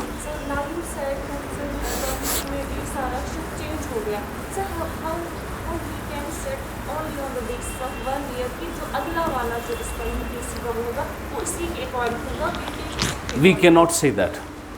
there is a saying in UPSC में कि the only thing predictable about UPSC is that it is unpredictable. That is the only thing you can say about them. You can never be sure कि this pattern would be continued next year. तो short में हर एक component अच्छे से तैयार करना है, अच्छी अंडरस्टैंडिंग हर एक कंपोनेंट की होनी चाहिए। ज़रूरी नहीं है कि एक कल को कंटिन्यू हो, मगर ऐसा है कि ज्योग्राफी तो इम्पॉर्टेंट हो गया है। तो उसमें बहुत धक्का मिला लोगों को, बिकॉज हम पढ़ते नहीं थे ज़्यादा ज्योग्राफी प्री के हिसाब से, लेकिन अब वो इम्पॉर्टेंट हो गया है, बाकी तो इम्पॉर्टेंट है ही। तो दैट इज़ ये, this is a little understanding about your prelims. अब देखो, मैंने जो आपको चीज़ें बताई प्रीलिम्स में, जो मैंने अभी एनालिसिस करके दिया आपको, ये आपको खुद के करने की ज़रूरत नहीं है। यू ऑलरेडी अंडरस्टूड कि इंपॉर्टेंट क्या है। मैंने कैसे निकाला है? On the basis of previous year questions. Previous year question prelims के लिए मेरी आंखें बनती है। ये लाठी है जिसको पकड़ कर मैं जाता हूँ प्रीलिम्स का एग्जाम देने के लिए। अगर मेरे पास ये आंखें नहीं है तो मुझे कुछ समझ नहीं आएगा, मुझे कुछ दिखाई नहीं देगा प्रीलिम्स में मुझे जाना कहाँ है। ठीक है, तो previous year question is your eyes for the prelims. On the other hand आपको क्या लिखना है? मेंस। अब मेंस में आपकी आंखें क्या बनेंगी? सबसे पहले syllabus plus previous year questions, ये आपकी आंखें बनेंगी मेंस में। सिलेबस भी और प्रीवियस ईयर क्वेश्चंस। प्रीलिम्स में सिलेबस का इंपॉर्टेंस नहीं है, प्रीलिम्स में सिर्फ PYQs का इंपॉर्टेंस है, previous year questions. Now will switch on to mains.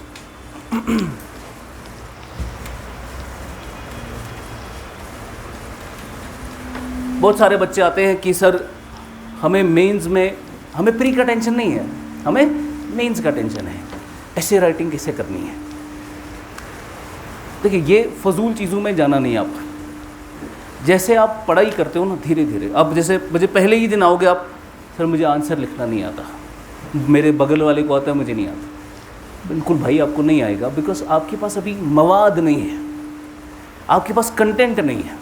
जब आप भरोगे ना अंदर, जब घुसेगा, किताबें जब अंदर घुसेंगी चिट्टी की तरह, है ना, फिर निकलेगा वो, फिर फटेगा वो। अभी पहले भरो आप अपने अंदर, आप कंटिन्यूसली आप कंटेंट पढ़ते रहो और उसको याद करते रहो, फिर वो फट कर आता है बाहर। फिर जब वो एक्सप्लोड होगा उस वक्त हम उसको एक स्ट्रक्चर देंगे, इंट्रो बॉडी कंक्लूजन का। लेकिन पहले इंट्रो बॉडी कंक्लूजन अंदर होना चाहिए ना, तब जाके वो निकलेगा बाहर। So don't be concern about कि आंसर राइटिंग पहले दिन से नहीं आता, वो नहीं आया, किसी को नहीं आता। वो पहले कंटेंट पढ़ना है, उसको रिवाइज करना है, उसको याद करना है, फिर हम उसको एक शक्ल दे सकते हैं कि आंसर कैसा होता है। आमतौर पर अगर ज्योग्राफी का क्वेश्चन है तो IDBC से आंसर लिखते हैं, इंट्रो, डायग्राम, बॉडी कंक्लूजन, अलग अलग फार्मूलाज है। अगर पॉलिटी का टेंशन है तो पेस्टल टेक्निक से आंसर लिखते हैं। अगर टेक्नोलॉजी का क्वेश्चन हो तो टिप्स टेक्निक से आंसर लिखते हैं। तो उसमें अलग अलग टेक्निक्स होती है, वो बात की बात है। पहले आपके पास क्या होना चाहिए? मवाद, कंटेंट होना चाहिए जो पढ़ाई से आएगा। Next is your mains. Take a break for some time, ठीक है, ब्रेक के बाद मेंस कर लेते हैं।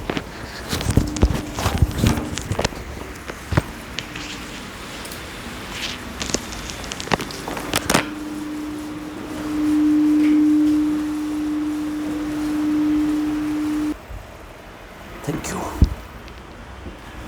चलिए, now let's discuss about the mains. देखिए, मेंस में आपने पहला काम क्या करना है? यूपीएससी का ओरिजिनल सिलेबस डाउनलोड करना, आपको डाउनलोड करना आपकी एक्चुअल सिलेबस की कॉपी, या फिर खरीद लेना, उसकी एक बुक भी आती है छोटी सी, दोनों में से एक। बेहतर रहेगा डाउनलोड ही कर लो, खरीदना नहीं, बिकॉज फिर भी आपको अपने ही हाथ से लिखना है। जैसे आपने वो सिलेबस का कॉपी डाउनलोड किया, आपको ऐसा सिलेबस मिलेगा।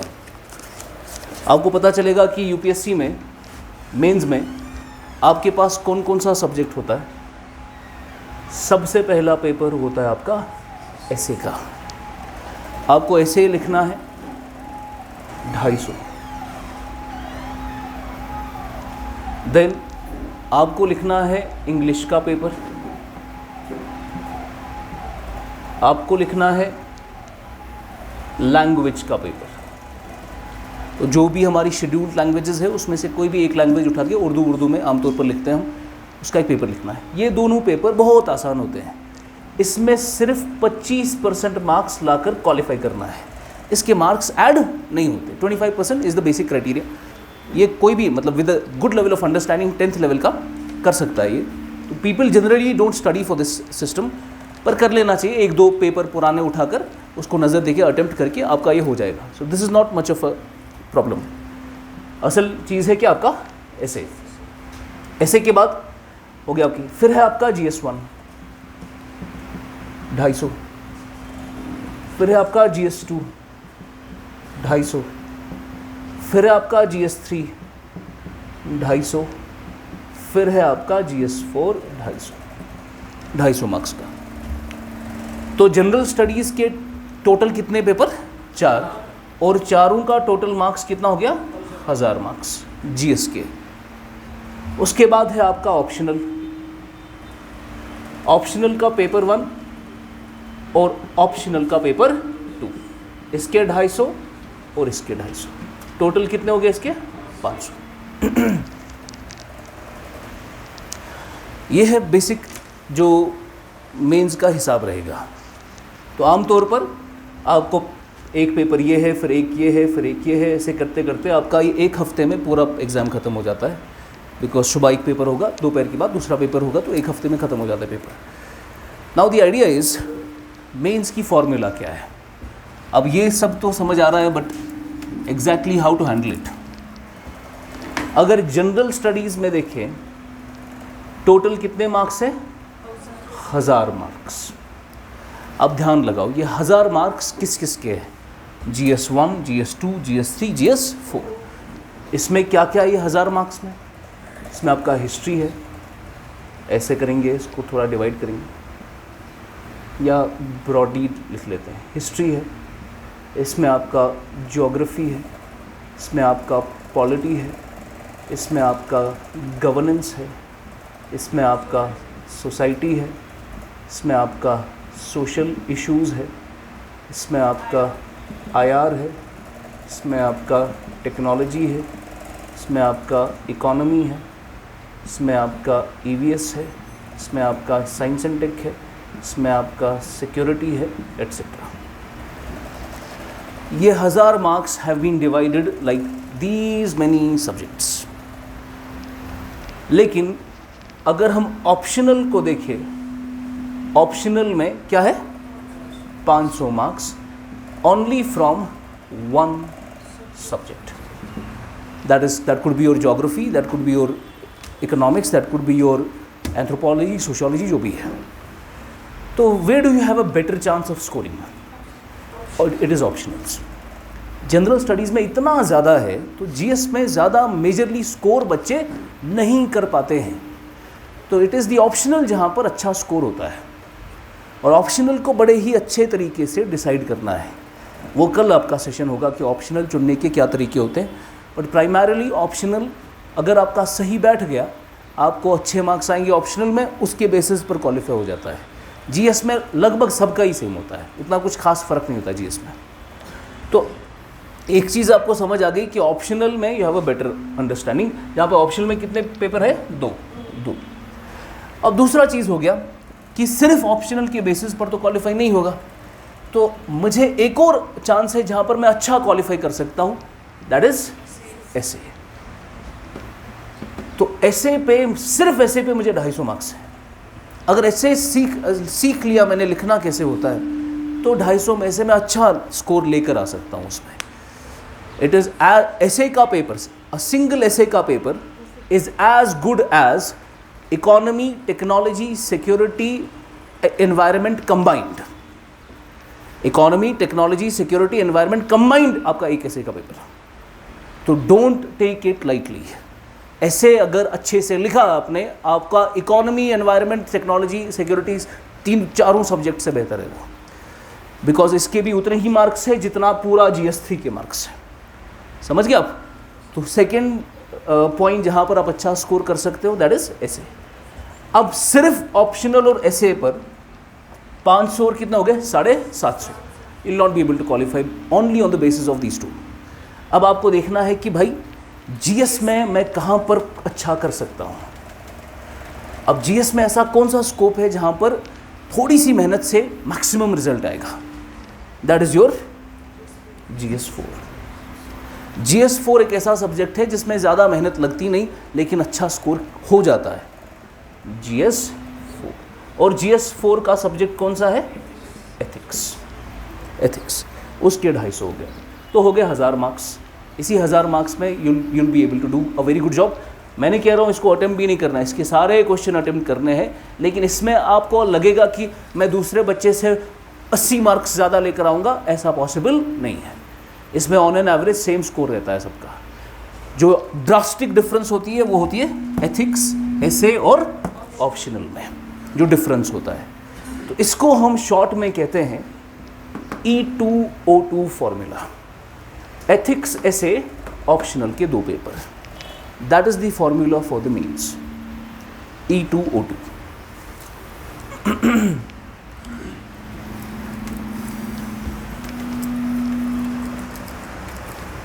नाउ सी,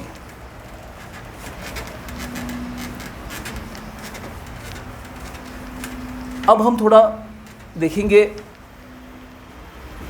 कि इन्होंने मेंस में अब सिलेबस किस तरीके से डिवाइड किया है।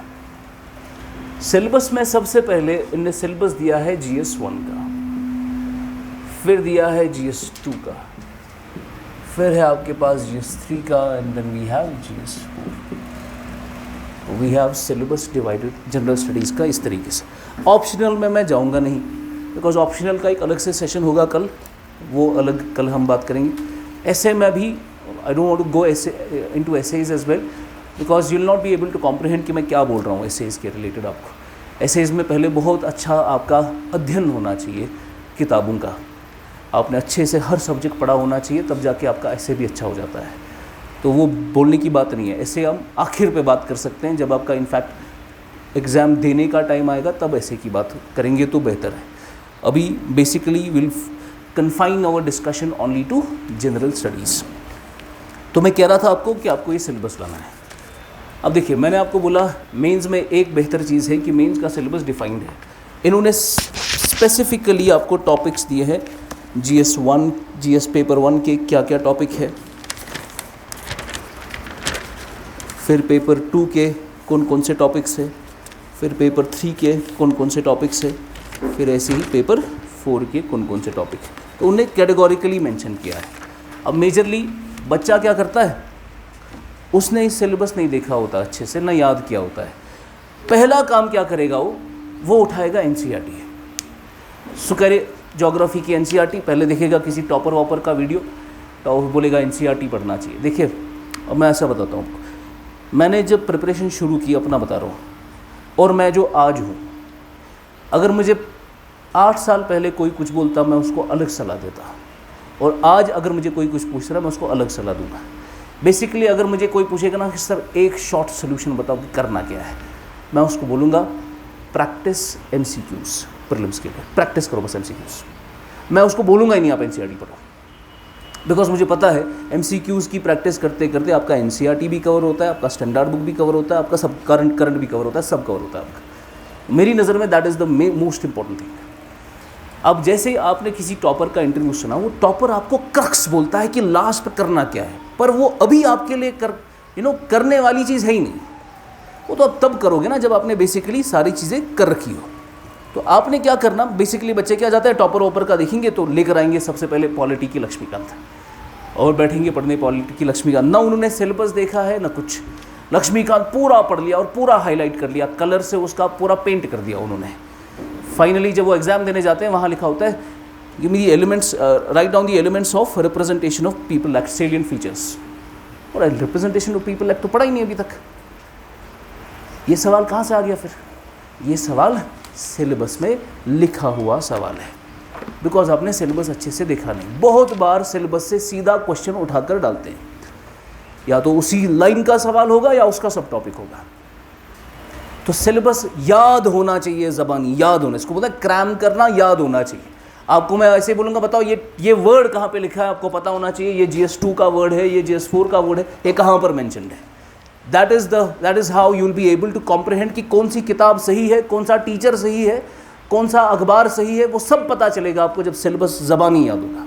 Now I will tell you कि इन्होंने क्या क्या डाला है। फॉर एग्जाम्पल पेपर 1 में दे हैव मेंशन्ड इंडिया का हेरिटेज, या मतलब art and culture, basically art and culture,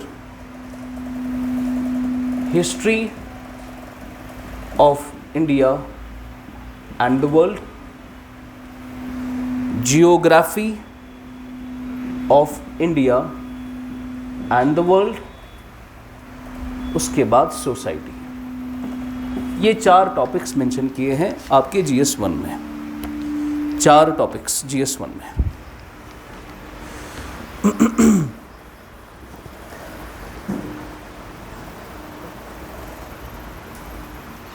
जैसे कभी फॉर एग्जाम्पल क्वेश्चन आ जाता है आपको कि इसमें आ गया या इसमें आ गया, जिनका हिस्ट्री नहीं है उनके लिए बता रहा हूँ मैं, कि गांधारा आर्ट क्या था, या संगम लिटरेचर पे क्वेश्चन था। यार पहली बार सुन रहा है गांधारा आर्ट की भी कोई चीज़ है, या संगम लिटरेचर। अब यू डोंट नो दिस, आपको ये बहुत डिफिकल्ट लगेगा। पहला ही लाइन है आपके सिलेबस का, फर्स्ट लाइन, इंडियन कल्चर में क्या लिखा है? Art and culture.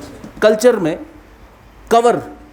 It will cover salient aspects of art forms. तो जो आर्ट फॉर्म्स है मेजर, उसके सेलिएंट एस्पेक्ट्स, लिटरेचर, जो भी लिटरेचर है, and architecture from ancient India. तो क्या क्या, जैसे आपका स्टूपा आर्किटेक्चर कैसा था अलग अलग फेजेस में, तो वो है बेस लिखा हुआ सवाल है। You don't have to worry about कि ये सवाल कहाँ से उठा लिया उन्होंने, भाई सिलेबस में मेंशन क्वेश्चन है। आपको बस बेसिकली हर एक लाइन को पकड़, जैसे इन्होंने क्या लिखा, salient aspects of art forms. आपके पास एक पेज होना चाहिए, एक फाइल होनी चाहिए जिस पर ऊपर लिखा होना चाहिए salient aspects of art forms. बनाया आपने एक फाइल। अब इस फाइल में आप क्या करेंगे, एस्पेक्ट्स ऑफ आर्ट फॉर्म्स। अब आर्ट फॉर्म्स तो अलग अलग है, अब कैसे पता चलेगा कि कौन सा art forms? Then you will have to go to previous year questions. Syllabus से टॉपिक उठाया ना आपने, salient aspects of art forms, then you will go to previous year question. Art form में कौन कौन सा आर्ट फॉर्म अभी तक आया है, तो जो आर्ट फॉर्म अभी तक आया है उस आर्ट फॉर्म को आप पहले कवर करेंगे।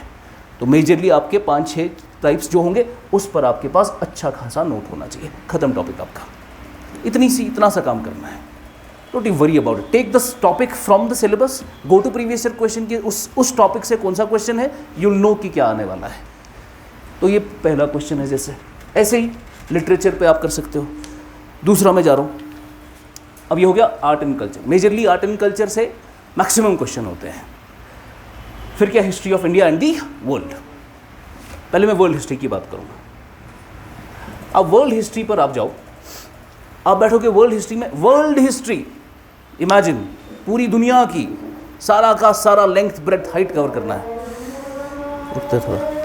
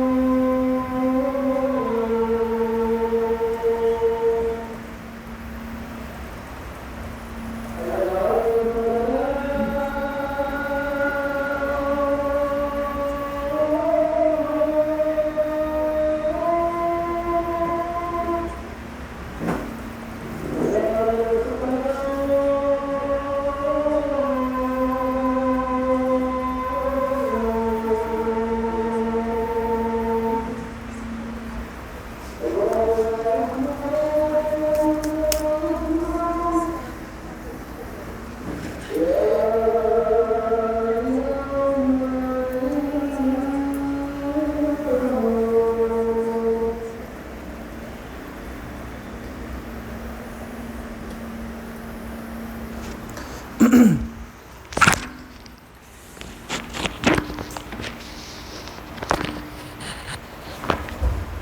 वर्ल्ड हिस्ट्री, अब वर्ल्ड हिस्ट्री में तो पूरा दुनिया है। अब वर्ल्ड हिस्ट्री में क्या क्या पढ़े फिर? You go to previous year questions, आपको पता चलेगा वर्ल्ड हिस्ट्री में ज़्यादा क्वेश्चन नहीं आ रहे हैं। आएगा तो एक सवाल आएगा, वरना वो भी नहीं आएगा।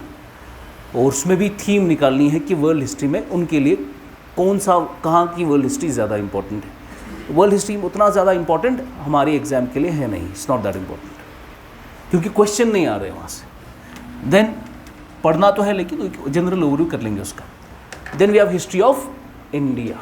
अब देखिए history of India very important concept. History of India करना आपको, तो हिस्ट्री के जो क्वेश्चन आएंगे GS 1 के होते हैं। अब हिस्ट्री में, हिस्ट्री ऑफ इंडिया तो कुछ भी हिस्ट्री है, एंशिएंट, मिडीवल, मॉडर्न वगैरह। और यूल रियलाइज़ कि बच्चा क्या करेगा, उठाएगा पहले एंशिएंट का एक एक पन्ना पढ़ेगा, फिर मिडीवल का एक एक पन्ना पढ़ेगा, और वो इतना एग्जॉस्ट हो गया होता है मॉडर्न आते आते कि मॉडर्न को फिर ऊपर ऊपर से देख लेता है। उस बच्चे ने अच्छे से सिलेबस देखा नहीं है। बिकॉज हिस्ट्री में क्या लिखा है, modern Indian history from 1750 onwards specifically लिखा गया है। 1750 के बाद के की इवेंट्स, की पर्सनैलिटीज़ क्या है, उसके ऊपर नोट होना चाहिए आपके पास। तो primarily focus on the middle of the 18th century, उसके बाद से क्या क्या हुआ है वहाँ से स्पेसिफिकली मेंशन है आपके सिलेबस में। उसके बाद जैसे हम आज़ादी पर आए, आज़ादी के बाद we have now the India, जब अब हमें खुद गवर्न करना है। अब इंडिया में we have to make some reorganisation कि भाई कौन कहाँ पर क्या है, कैसे एडमिनिस्ट्रेटिव कन्वीनियंस के लिए किसी स्टेट को किसी के साथ जोड़ लिया, किसी को अलग कर लिया। तो आज़ादी के बाद रीऑर्गेनाइजेशन कैसे हुआ, इस पर सवाल आया। अब ये सवाल भी आपके सिलेबस में लिखा हुआ है, post independence reorganisation within the country, specific question लिखा हुआ है आपके सिलेबस में। Then we have effects of globalisation on Indian society. तो ग्लोबलाइजेशन का इंडिया की सोसाइटी पर क्या फ़र्क है, ये सोसाइटी का क्वेश्चन है। ऐसे ही आपके इसमें क्वेश्चन है ऑन अर्बनाइजेशन। अब आपको पता नहीं कि अर्बनाइजेशन में क्या कवर करना है, you will again go to previous year questions. Urbanisation में क्वेश्चनर कैसे सोच रहा है इस टॉपिक के बारे में, तो आपको पता चलेगा अर्बनाइजेशन के ये 5 चीज़ें हैं जो मुझे कवर करनी है। उसके लिए मैं एक अच्छा सा नोट बनाऊंगा, और नोट कैसे बनाते हैं उस पर बाद में आएंगे। Then we have things like communism, capitalism, socialism, secularism etcetera, basic चीज़ें।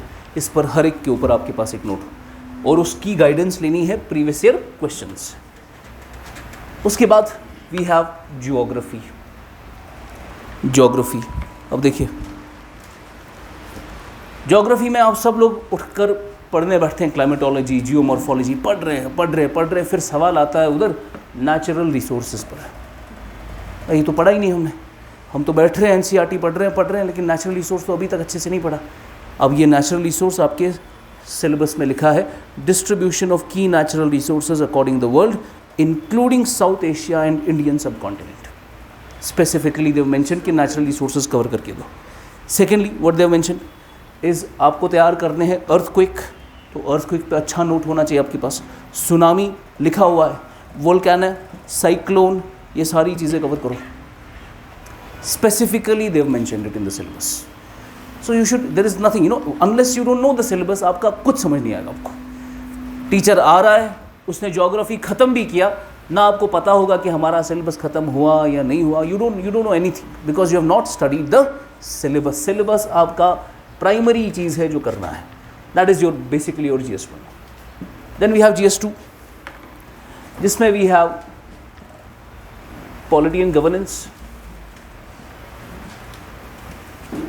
polity and governance, we have social justice, we have international relations, IR.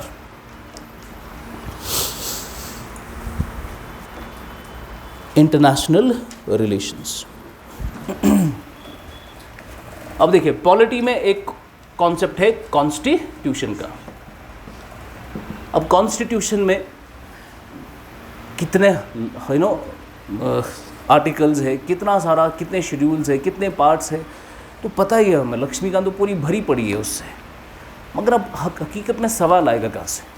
तो they have mention, and Laxmikanth की किताब इतनी पॉपुलर क्यों हुई? बिकॉज उसने अपनी किताब को सिलेबस के हिसाब से रखा जी। उनकी सिलेबस में लिखा है इंडियन कॉन्स्टिट्यूशन हिस्टोरिकल अंडरपिनिंग्स। तो अब लक्ष्मीकांत जब खोलते हो, पहला ही चैप्टर आपका क्या है? Historical background. Would cover that अच्छे से। एवोल्यूशन कैसे हुआ, फीचर क्या क्या है। हमारी कॉन्स्टिट्यूशन एक कहा जाता है दुनिया का लेंथीएस्ट डॉक्यूमेंट है ना। हमारी कॉन्स्टिट्यूशन और ब्रिटेन की कॉन्स्टिट्यूशन में क्या फ़र्क है, क्या सिमिलैरिटीज़ है। अमेंडमेंट कौन कौन सी आपकी मेजर अमेंडमेंट है, 73rd 74th अमेंडमेंट में क्या हुआ था। ऐसे ही आपके significant provisions, basic structure of the constitution, Kesavananda Bharati case आपका जो बेसिक स्ट्रक्चर लेकर आया, basic structure is mentioned in your syllabus, has been repeated in numerous times in mains examination. Another topic, salient features of representation of People's Act, issues related to poverty and hunger, role of civil services in democracy. They have asked you India and its neighborhood relations. Neighborhood, Bangladesh, Myanmar, Bhutan, Nepal, Pakistan, Bangladesh, Sri Lanka, Afghanistan, neighborhood relationships. Bilateral, regional, global groupings. Global agreements India कहाँ कहाँ कर रहा है। ऐसे ही important international institutions, agencies और उनका mandate क्या है। स्पेसिफिकली क्वेश्चंस दिए गए हैं, यहीं से सवाल आते हैं। ठीक है, तो करना कुछ नहीं है, just take out the syllabus, अच्छे से सिलेबस को लर्न करना है। यू विल रियलाइज, कल को आप अखबार पढ़ोगे, there will be a topic about new development bank. अब it is part of your GS3 as well as GS2, new development bank. या एक बिम्स्टेक करके हमने एक ग्रुपिंग बनाई, हमने TPP बनाया, अमेरिका ने TPP 12, फिर TPP 11 आया, फिर ट्रांस अटलांटिक पार्टनरशिप बनाई, फिर अभी क्वाड बना, फिर I2U2 बना, इसमें इंडिया और इसराइल है, UAE है। तो ये सारी ग्लोबल ग्रुपिंग्स ये आती रहती है आपके इसमें मंथली मैगजीन्स में। देन वी हैव GS3, जिसमें we have economy, technology, environment, security and disaster management.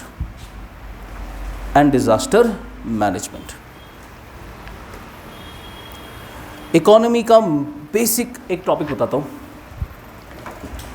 जो इन्होंने लिखा है, सेकंड लाइन है इसकी। इकोनॉमी में इन्होंने लिखा है इंक्लूसिव ग्रोथ। क्या लिखा है? सिलेबस में लिखा हुआ है इंक्लूसिव ग्रोथ, सेकंड लाइन है। पिछले 8 सालों में इंक्लूसिव ग्रोथ का टॉपिक 4 बार आया है मेंस के अंदर, सीधा इंक्लूसिव ग्रोथ पे क्वेश्चन आया था। ऐसे ही गवर्नमेंट बजटिंग, गवर्नमेंट का बजट आता है ना हर साल, गवर्नमेंट बजटिंग पे लास्ट टू लास्ट ईयर सीधा क्वेश्चन आया था कि गवर्नमेंट के बजट के कौन कौन से टाइप्स है, रेवेन्यू बजट क्या है, कैपिटल बजट क्या है, उसमें क्या क्या डिफरेंसेस है। सीधा क्वेश्चन जो इससे उठाया हुआ है। लैंड रिफॉर्म्स इन इंडिया, आज़ादी के बाद जब हमें इख्तियार मिला तो हमने लैंड रिफॉर्म्स कराए, abolition of ज़मींदारी, tenancy reforms, land consolidation वगैरह वगैरह। तो वो लैंड रिफॉर्म्स क्या क्या किए हमने, लिखा हुआ है। उसके बाद स्प्रेड ऑफ एक्सट्रीमिज्म डायरेक्ट। ऐसे ही वेरियस सिक्योरिटी फोर्सेस, इंडिया में कौन कौन सा सिक्योरिटी फोर्स है, ठीक है। सिक्योरिटी चैलेंजेस क्या है इंडिया के बॉर्डर एरियाज़ में, स्पेसिफिक क्वेश्चन आपको पूछा गया है। इन्वेस्टमेंट मॉडल्स, कंटिन्यूसली क्वेश्चन आता है। Investment models, for example Karannagar में सड़क बनानी है।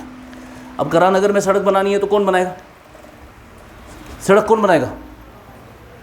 अंबानी? कौन? गवर्नमेंट बनाएगी, है ना।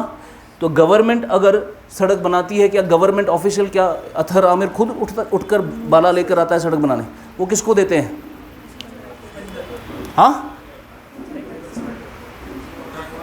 किसको देते हैं? कॉन्ट्रैक्टर को। क्या देते हैं? कॉन्ट्रैक्टर को कि बना कर दो। इसको हम कहते हैं EPC मॉडल। क्या कहते हैं? Engineering procurement construction model. इसमें ये एक इन्वेस्टमेंट का ऐसा मॉडल है, ये भी एक इन्वेस्टमेंट मॉडल है, जहाँ पर गवर्नमेंट पैसा देती है किसी कॉन्ट्रैक्टर को कि बना कर दो मुझे ये। दूसरा हो गया, मुझे बताओ इसमें सारा पैसा किसका लग रहा है? गवर्नमेंट का सारा पैसा लग रहा है। क्या मैं कह सकता हूँ इस मॉडल के तहत गवर्नमेंट पे खर्चे का ज़्यादा बर्डन है या नहीं? नहीं है ना? बिल्कुल है। पैसे कौन दे रहा है? गवर्नमेंट दे रहा है। तो बर्डन किस पर? गवर्नमेंट पर। कल को गवर्नमेंट ने कहा मेरे पास पैसा ज़्यादा है नहीं अब, बिकॉज गवर्नमेंट में हमेशा रिसोर्सेज का क्रंच होता है, इसीलिए IAS KS ऑफिसर्स को तनख्वाह ज़्यादा नहीं मिलती है। आपको मत पता होगा, आपको 1 लाख 2 लाख मिलेंगे, बाद में KS VS बनकर कुछ नहीं मिलता है, वहाँ अठन्नी मिलती है। अब KS VS बनकर कोई तनख्वाह वनख्वाह नहीं मिलेगी आपको। ठीक ठाक आपका रेपुटेशन होगा, आपका पावर होगा, तनख्वाह मॉनेटरी वाइज ज़्यादा पैसा नहीं है। इसीलिए KS ऑफिसर्स फिर आते हैं कि भाई हमें क्लास दे दो, हमें पढ़ाने का मौका चाहिए, because they want earn money, because उनके खर्चात पूरे नहीं होते। मेरा दोस्त था 2013 बैच का, ही क्वालिफाइड, और अब जब KS बन गया, अब KS है लड़का, अब घर भी अच्छा है, खानदान वानदान टाइप का जो होता रहता है। अब उसने शादी के लिए अब मिडिलमैन को बोला कि शादी अब रिश्ता लेकर आओ। तो अब KS है तो मार्केट में तो उनका काफ़ी डिमांड है, तो उसको बड़ा एक घर मिला अपटाउन का, सनत नगर का एक बड़ा घर, एक लड़की वेल एजुकेटेड, उसका बाप भी KS था वगैरह, बड़े बड़े ख़ानदान, और शादी हो गई उसकी। अब उसके बाद ही कुछ साल के बाद मिला मुझे, उसने बोला मुझे कि यार मेरी बीवी इतना खर्चा करती है कि मुझे कुछ भी नहीं बचता, और अपने बेटे का एडमिशन कराने के लिए मुझे 1 साल सेविंग करनी पड़ेगी, तब जाके मैं एडमिशन करा पाऊँगा उसका। ये क्या है? गवर्नमेंट का रिसोर्स क्रंच होता है हमेशा। आपको ज़्यादा तनख्वाह कभी नहीं मिलेगा गवर्नमेंट में, इट्स नॉट पॉसिबल। गवर्नमेंट में रिसोर्सेज का प्रॉब्लम है। तनख्वाह पैसा वैसा है तो private sector, entrepreneurship, startup culture, उसमें बहुत पैसा है, गवर्नमेंट में पैसा नहीं। तो गवर्नमेंट के पास पैसा नहीं ज़्यादा। जब गवर्नमेंट के पास पैसा नहीं तो उसके पास रोड बनाने का भी पैसा नहीं है, तो गवर्नमेंट क्या करेगी? गवर्नमेंट बुलाएगी प्राइवेट सेक्टर को। तो गवर्नमेंट ने बोला अंबानी को कि आप आ जाओ। तो अंबानी क्या है? प्राइवेट। गवर्नमेंट क्या है? पब्लिक सेक्टर, है ना, पब्लिक, और ये क्या हो गया? प्राइवेट। इन दोनों ने आपस में कहा कि एक काम करते हैं, तुम पैसा लगाओ। पैसा कौन लगाएगा? Private sector. तुम रोड बनाओ, सारा खर्चा जो रोड बनाने में होगा वो तुम्हारा होना चाहिए। तो बोलेगा भाई मैं क्यों पैसा लगाऊं, ये मेरा थोड़ी रोड बनेगा। उससे बोला हाँ तुम्हारा ही रोड बनेगा, हम तुम्हें 20 साल तक इस पे इजाज़त देंगे तो तुम टोल कलेक्शन करते रहो। तो तुम ये रोड बनाओ, तुम्हें इसमें 100 करोड़ का खर्चा होगा, टोल कलेक्शन करते करते 120 करोड़ का कलेक्शन करो, 20 करोड़ का प्रॉफिट रखो, 100 करोड़ का अपना कॉस्ट रिकवर करो, उसके बाद ये मुझे वापस दे दो। समझा? इसको हम PPP मॉडल कहते हैं, पब्लिक प्राइवेट पार्टनरशिप मॉडल। समझ आ रहा है? ये क्या है? इन्वेस्टमेंट मॉडल्स, सीधा लिखा हुआ है सिलेबस में कि ये कवर करो। तीसरा होता है कि प्राइवेट सेक्टर बोलेगा मैं सारा पैसा नहीं लगाऊंगा, अगर तुम चाहते हो कि मैं रोड बनाऊं तो तुम भी आधा पैसा दो। तो गवर्नमेंट बोलेगा एक काम करते हैं, शेयर कर लेते हैं, मैं 40% दूंगा, तुम 60% दो, तो तुम भी दे रहे हो मैं भी दे रहा हूँ। इसको हम हाइब्रिड एन्युइटी मॉडल कहते हैं। परसों क्वेश्चन आया था इस पर, समझा? ये कुछ मॉडल्स हैं, इन्वेस्टमेंट के मॉडल्स, स्पेसिफिकली एग्जाम में लिखा हुआ है सिलेबस में। Then we have things like IT, robotics, nano technology, biotechnology. अब आप डर रहे होंगे नैनो टेक्नोलॉजी में क्या पढ़ना है? कुछ भी नहीं पढ़ना है। नैनो टेक्नोलॉजी की बेसिक एप्लीकेशन देखनी है। नैनोटेक की मदद से बायोलॉजी में, हेल्थ में क्या फ़ायदा मिलेगा, नैनोटेक की मदद से गारमेंट इंडस्ट्री में क्या फ़ायदा मिलेगा, नैनोटेक की मदद से एग्रीकल्चर में क्या फ़ायदा मिलेगा, नैनोटेक की मदद से इलेक्ट्रॉनिक्स में क्या फ़ायदा मिलेगा। बेसिक एप्लीकेशन, एक छोटा 3 पेज का नोट काफ़ी है नैनो टेक्नोलॉजी के लिए। समझ गए आप? Like that same is the case with GS4।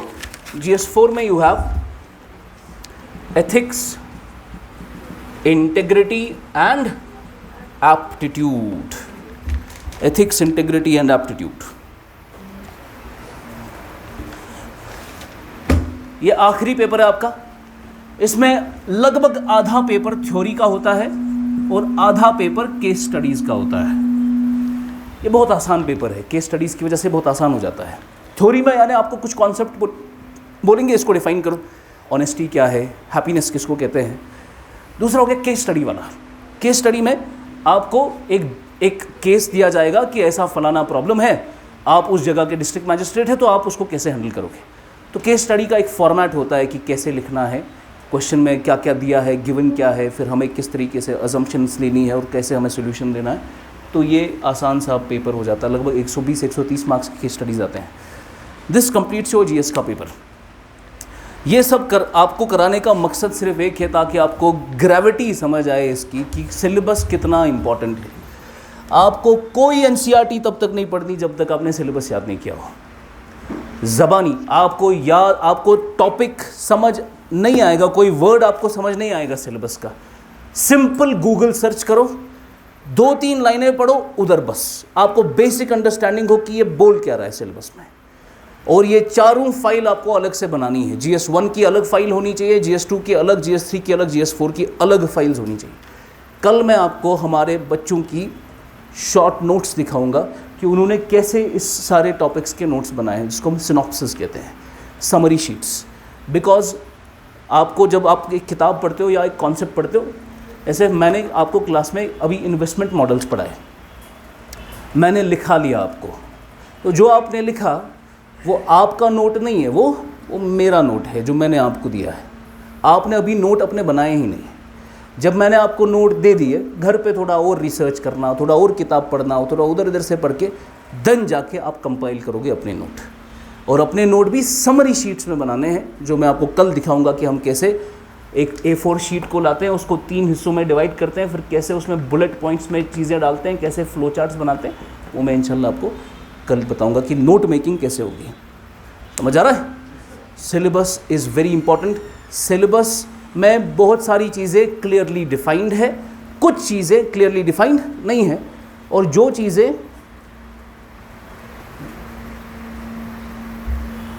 चीज़ें क्लियरली डिफाइंड नहीं है उनसे आपको गाइडेंस लेनी है प्रीवियस ईयर क्वेश्चन से। 1750 के बाद पढ़ना है तो 1750 के बाद क्या पढ़ना है, प्रीवियस ईयर क्वेश्चन।